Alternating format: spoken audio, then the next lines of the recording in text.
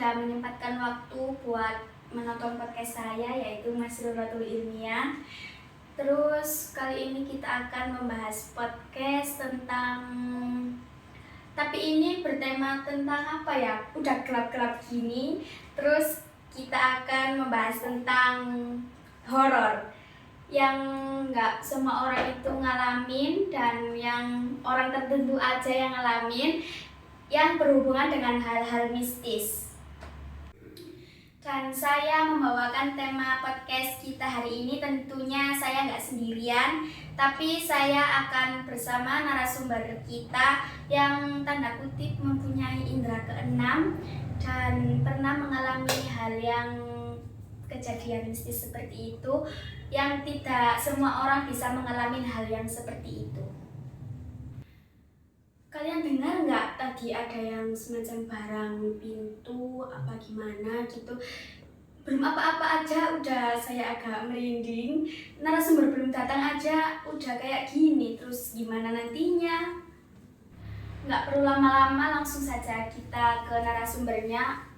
Ternyata hawanya udah agak merinding, agak gimana gitu, udah mencekam, udah malam, dan kita ke narasumber.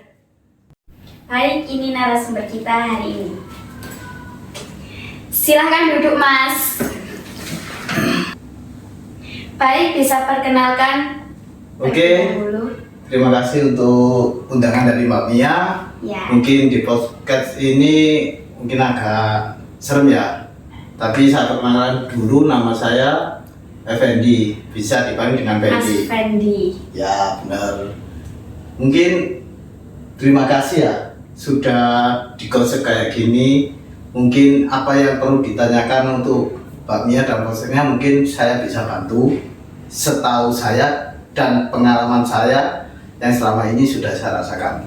Mulai kapan Mas Fendi bisa merasakan hal-hal mistis atau peka dalam kondisi seperti itu? Mungkin dari saya kelas 1 SMK mungkin pada waktu Udah cukup lama banget. iya, tapi itu pada waktu saya masih mondok. Oh, pernah mondok. Ya, di situ mungkin masjidnya mungkin agak angker ya. Kemudian setiap kali mau sholat subuh pasti dipindah, ibaratnya ditaruh di kamar mandi itu. Kok bisa? Kenapa? Nah ternyata di situ ada sosok jin yang emang jahil kalau ada santri yang nggak mau sholat atau sholatnya telat pasti dipindah ke kadang ke tempat luar halaman masjid, bisa jadi di kamar mandi. Apa ada kejadian hal-hal yang baru kayak kemarin, terus ya waktu sedekat inilah yang lebih horor gitu? Ada sih. Apa? Boleh diceritakan? Ya, kejadian ini lucu sih. Lucu. Ada sih pengalaman. Saya sama teman saya 3 orang. Ya iseng-iseng lah. Bakar dupa, sesajin, itu di tempat makam keramat. Gitu. Nah pada waktu itu sebelum kita bakar dupa aja, angin hujan tuh datang. Tapi nggak tahu dari mana. Gitu. Terus? Nah selanjutnya itu nggak tahu, kita melakukan kayak ritual itu, kayak orang-orang katai dulu itu cari nomor togel gitu ya. Nah yang kita datangin itu ternyata makam keramat yang nggak suka cari kayak gitu-gitu gitu loh. Lanjut. Nah pada waktu itu ya saya nggak tahu. Nah pada waktu mau bakar dupa, kok saya melihat sesosok orang gitu. Saya bilang sama teman saya, ayo pulang aja gitu. Tapi teman saya pikirannya sudah uang dan sudah nggak tahu gimana, dan akhirnya dilakukan rencana itu, ritual kayak bakar dupa, sesajen sama telur. Terus selanjutnya itu melakukan ritual lagi apa langsung pulang? Kalau teman saya sih bilangnya lanjut, soalnya sisi lain dia ekonominya agak rancu, dan satunya itu juga bingung karena katanya banyak cicilan. Akhirnya teman saya 2 lanjut. Ya, tapi saya pulang. nggak pulang, tapi saya menjauh dari tempat situ. Ternyata pada waktu saya mau melakukan sajen itu, saya didatangin kakek gitu. Dia nepuk pundak saya gitu, seolah-olah memberitahukan saya jangan dilakukan nak gitu. Terus apa yang terjadi sama teman sampean? Apa sampean juga habis didatangi sama kakek itu? Saya sudah mengingatkan teman saya, tapi ritual itu sudah terlanjur dilaksanakan dan akhirnya dua orang teman saya ini kayak kerasukan gitu. Kerasukannya serem banget apa biasa menurutnya sampean? Kalau dilihat sih kayak gimana ya, dia itu mengharap kesakitan. Kemudian ada yang kayak lari-lari nggak tahu tak kemana gitu, akhirnya Keliling-keliling gitu kan? enggak sampai manjat-manjat pohon gitu.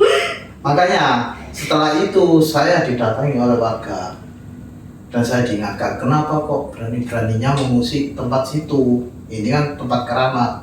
Saya bilang, saya sudah bilang, saya teman-teman, saya juga sudah diingatkan sama nggak tahu penunggu sini ya, penunggu sini. Akhirnya teman saya Tetap mau lanjut? mau lanjut, nggak mau pulang. Ya akhirnya kejadian kayak gini. Mungkin hikmahnya yaitu sudah diberitahu tapi melanggar lah. Setelah kejadian seperti itu, apakah Mas Pendi masih mengalami kejadian seperti itu? Semenjak saya kejadian itu ya, mungkin kayak nggak tahu ya, kata orang itu, kamu itu punya indera keenam gitu.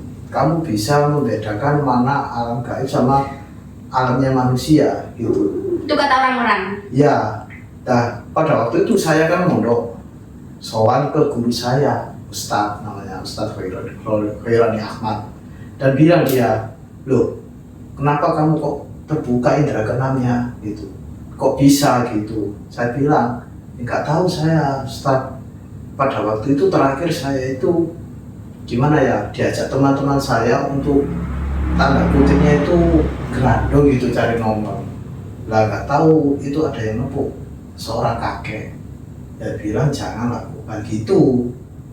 Sejak itu. Mm-mm. Tapi kejadian seperti itu menurut Mas Pendi bisa bermanfaat apa tambah menjadi buruk untuk diri sampean? Kalau saya sih ini mungkin anugerah dari Tuhan ya, tapi kita ngambil dari sisi lain ada bagusnya. Jadi kita pada waktu kemana atau ke tempat yang sakral atau tempat yang wingit, kita tahu, oh ini rumahnya alam makhluk kayak gini, oh ini tempat yang aman gitu. Tapi hal buruknya mungkin kita itu sering interaksi sama barang-barang gitu. Nggak sering diganggu apa nggak pernah? Kalau diganggu sih sering, pada waktu kerja ada sesosok putih muncul. Itu bisa diceritakan lebih lanjut. Itu ya kayak kerja gini ya, kemudian secara nggak langsung pada waktu kerja, kemudian kayak merinding, baru lihat ke belakang, wah gitu, sosok putih itu, kemudian ada ya kayak pocong. Mungkin ada sebagian sih aku punya foto buktinya, cuma lupa ada di laptop saya. Itu mungkin pengalaman saya yang selama ini saya abadikan lewat ponsel tapi dengan inframerah. Tapi itu bisa kelihatan sama kamera langsung apa samar-samar apa kelihatan jelas? Sebagian ada yang kelihatan langsung, sebagian ada yang samar. Tapi sebagian ada yang bentuk ops. Ops itu semacam kayak bola-bola kecil. Kalau di lensa kamera tanpa inframerah itu bentuknya bola-bola kecil banyak. Tapi kalau ada inframerah mungkin agak membantu lah, tapi nggak terlalu jelas. Tapi ada kejadian memang kita tidak sengaja memotret kemudian muncullah di belakang. Tapi dengan indera keenam itu sampean kayak lebih takut apa bisa menjadi pengalaman baru kan dulunya kan nggak pernah seperti itu. Kalau digituin tambah takut apa menjadi pengalaman baru? Kalau saya sih ini mungkin kata Ustadz atau dari leluhur saya, emang dari dulu sudah ada Tapi kayak itu. gitu. Tapi enggak, belum saatnya memang pada waktu itu. Dan untuk pengalaman baru memang ya. Sisi lain itu pengalaman ini juga bisa memberikan kayak motivasi dari orang-orang atau memberi himbauan, memberi warning lah ibaratnya, peringatan supaya tidak terlalu memberikan itu loh, kayak sesajen kayak apa itu mungkin dalam agama juga musyrik itu. Jadi untuk indera keenam ini mungkin ada bagusnya, Ada buruknya. iya pasti itu. Makanya dari situ mungkin dari pengalaman saya ada bisa memotret hantu kayak gitu atau sosok-sosok lain, mungkin itu menjadi nilai plus lah, jadi tantangan buat saya untuk supaya bisa gimana kehidupan alam gaib ini gitu. Tapi nggak tambah takut. Pertama-tama dulu itu sempat kayak was-was gitu, kaget kalau lihat barang itu kaget. Tapi lama kelamaan sering ditampakkan model kayak gitu, ada yang kepalanya putus, ada yang hancur mukanya. Kalau jin itu katanya apa? Kalau ada orang kecelakaan, kok ada muncul jasanya orang itu. Sebenarnya itu bukan orang itu, melainkan jin yang menyerupai orang itu. Gitu. Oh, berarti kayak gentayangan, berarti bukan dia. Bukan, makanya banyak penafsiran orang-orang awam itu mengkaitkan, oh kecelakaan di situ. Dan jadi gentayangan. Nah, jadi gentayangan sebenarnya itu Jin. bukan dia. Juga saya mau meluruskan, mungkin ini, kalau orang sudah meninggal, ya itu sudah nggak ada hubungan sama dunia, kecuali dia mati, mungkin bunuh diri itu, atau lain-lain, ibaratnya dibunuh atau di apa gitu, pokoknya intinya itu dia masih gentayangan. Kalau orang murni dari kecelakaan atau meninggal itu sudah nggak ada urusannya sama dunia. Tapi orang-orang itu bisa mengaitkan itu ya kayak gentayangan, terus bisa mengganggu orang yang jalan di situ, terus diganggu sama orang yang kecelakaan di situ. Nah, kebanyakan itu kayak gitu kan orang-orang bilang. Kenyataannya enggak. Sebenarnya itu hanya tipu muslihat jin. Jadi orang sudah meninggal ya udah, nggak ada urusan di dunia. Tapi jin ada, masih berkeliaran. Makanya di dunia itu ada, diciptakan berpasangan kayak manusia, cewek cowok, bumi, langit, panas, hujan, ya alam gaib sama alam manusia, ya gitu. Semua Tuhan ini sudah menciptakan itu berpasangan. Makanya kalau orang yang jomblo nggak punya pacar, nah itu perlu dipertanyakan dia gitu. Jomblo. Tapi kalau sampean kayak jalan-jalan terus lewat di tempat yang angker, terus yang sepi, itu langsung kelihatan apa? Itu responnya itu gimana? Kayak langsung ngomong sama kayak boncengan sama teman lah. Itu ada itu. Kalau gimana responnya? Kalau saya sih mungkin melewati tempat angker atau tempat wingit atau jalan yang katanya tengkorak atau jalur merah, itu memang sering saya tahu, oh ini tempat orang ini, tempat ini. Tapi saya nggak pernah bicara sama teman saya yang saya bonceng atau saya yang digonceng. Cuma saya bilang, kalau mungkin ada makhluk yang mau menggoda, lurus saja gitu, jangan tengok kanan kiri gitu. Tapi pernah nggak kayak temannya itu kayak ojo liwat kene? Pernah dan bahasanya, kok niki wis ngerti bengi maru darane iki darane serem wingit maruno sering ono setane, itu pernah. Tapi saya bilang gini, wis diem wae, kalau ada hantu wis urus ae, jangan dihiraukan. Cuma satu ya, hantu atau setan atau lainnya jin kalau mau menampakkan ke diri kita itu energinya besar, dia bisa menguras energi, tapi bisa dilawan dengan kita sendiri. Jangan takut gitu. Kalau kita takut, energi ini mereka besar. Kalau kita nggak takut, dia akan ciut sendiri, dia sendiri. Tapi penyebabnya kita kerasukan itu bisa apa aja sih? Kan bisa banyak faktor. Itu bisa nggak fokus, terus omongan kita yang jelek, itu bisa menjadi faktor nggak menurut sampean? Kalau menurut saya orang yang kerasukan satu, tatapan kosong, mungkin banyak pikiran atau banyak masalah, kemudian dia itu ngelamun, nah ngelamunnya itu lihat di tempat mana gitu, kemudian tekanan, dari tekanan psikisnya, mungkin dari batin atau lain-lainnya juga bisa. Kemudian yang paling ekstrim yang mungkin ini, kemungkinan orang kan nggak tahu ya mana alam gaib, malah alam manusia. kita jalan nggak tahu itu melewati apa rumahnya atau nyenggol apa ya, nah itu, dan berkata-kata kotor. Bisa mengganggu tempat tinggalnya gitu. Biasanya paling sering umum itu berkata-kata kotor, makanya ya nggak baik lah dia omong di sini, tapi itu mungkin tahu sendiri lah kata-kata kotor di mana itu. Tapi itu bisa diberi peringatan pertama apa langsung ya kerasukan itu? Biasanya itu orang yang mau kerasukan badannya berat, gitu. Biasanya agak meriang gitu, kayak ini bulu kuduk naik gitu.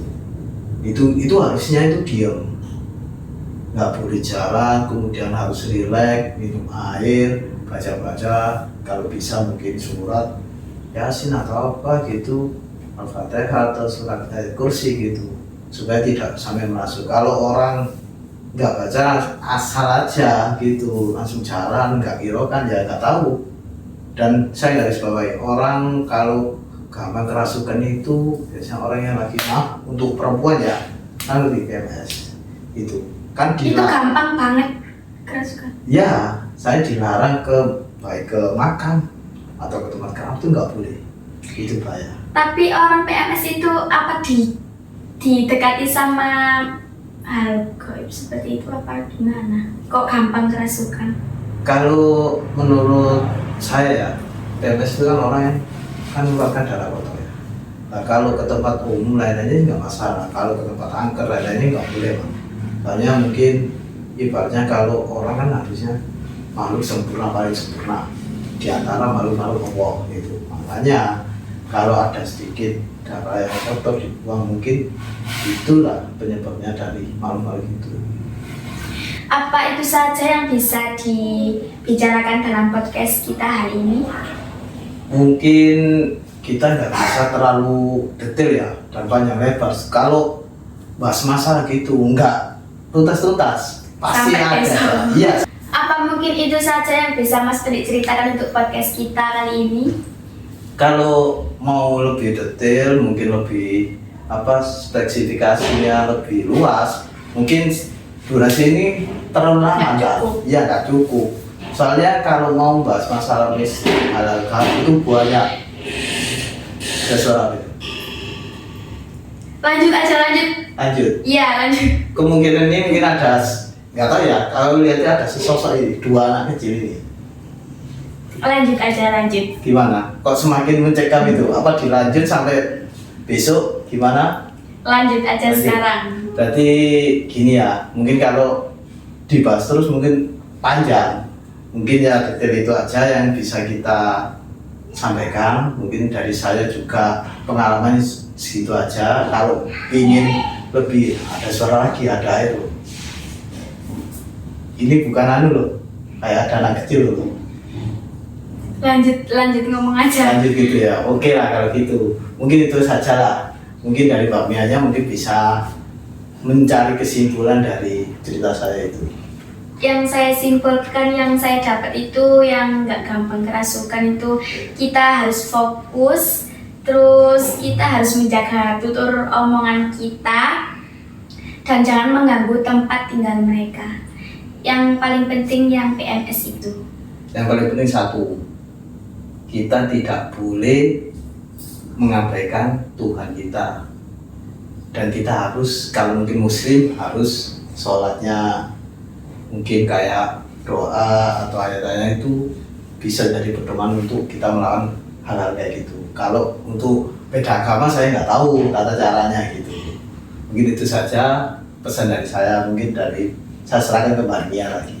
Dan itu bisa bermanfaat bagi kalian semua yang menonton podcast kita kali ini. Bisa disimpulkan sendiri-sendiri, ada manfaatnya juga dari cerita ini. Nggak hanya horor aja, tapi ada kesimpulan yang bermanfaat bagi kita semua. Oke, sekian untuk cerita horor kita kali ini. Saya sebagai host podcast horor, saya pamit mengundurkan diri dan terima kasih untuk narasumber saya. Ya, Yaitu saya Fendi, juga terima kasih untuk prosesnya Mbak Masruratul Ilmiah. Saya terima kasih sudah menyempatkan waktu Anda untuk kesini, terus menyempatkan waktu luang Anda untuk menceritakan semua kejadian yang dialami Mas. Jadi itu tadi podcast saya dari narasumber Mas Fendi yang bisa menghadirkan podcast untuk kalian semua, dan terima kasih kalian sudah menonton video saya, dan terima kasih yang sebanyak-banyaknya. Wassalamualaikum warahmatullahi wabarakatuh.